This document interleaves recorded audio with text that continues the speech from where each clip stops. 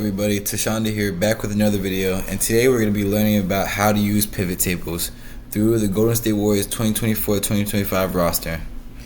So pivot tables are pretty easy. You usually want to use pivot tables in order for you to summarize and just be able to easily analyze large data sets, such as this one right here. As you can see, we have the Golden State Warriors roster. We have all their stats from the past season. We have their games played, minutes per game, field goal percentage, three-point percentage.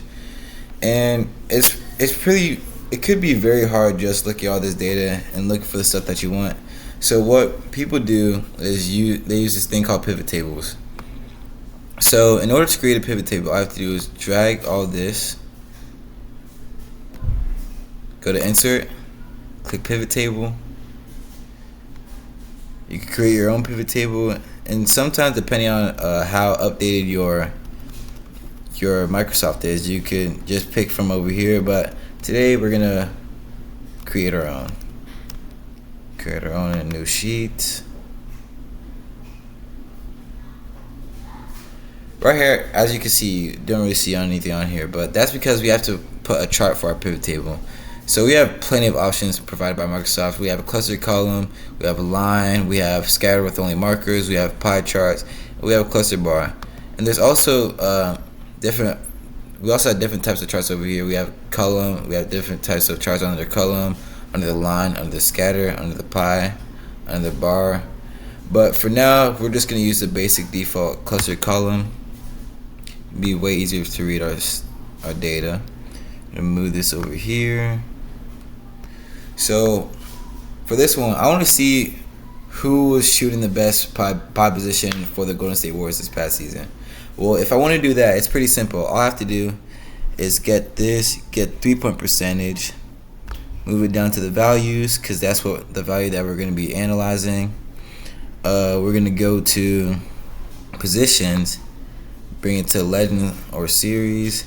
Then here you have it. We have the sum of the 3-point percentage of the chart by position. So we can see that the power forward had the highest sum of the 3-point. The only issue here is I didn't ask for the sum of the 3-point percentage. I want to see the average of the 3-point percentage. Well, that's pretty simple. All I have to do is go over here, click this, go to value field settings, and then you see you have all these. I want to click options, click OK, and there you go. As you can see, you see how the data changed just now? Wait, what did it?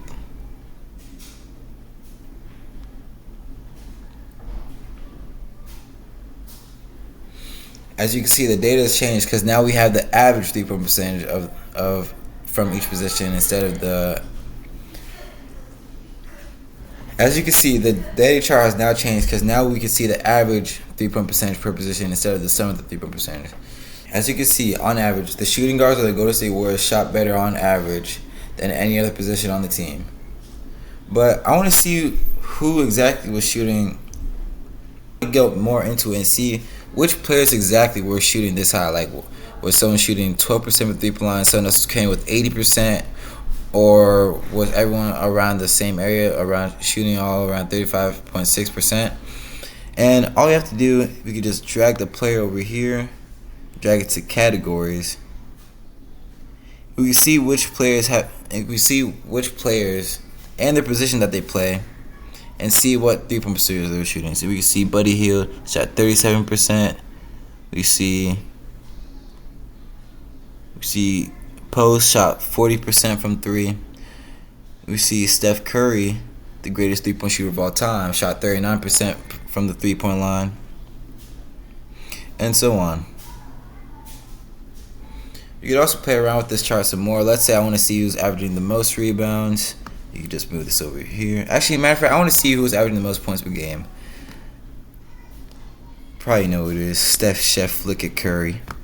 But, we could see the other players, what they're averaging as well. I'll move this over here. We can take position now because we don't really care to see the position now. Just have the players. Oh, see, it says the sum of points per game again. Get this over here. Average points per game. Okay. We have Steph Curry averaging the most of 24.5 points. We have Jimmy Butler, the second most with 17.5. And we have Jonathan Kuminga with the third highest average with 15.3 points per game.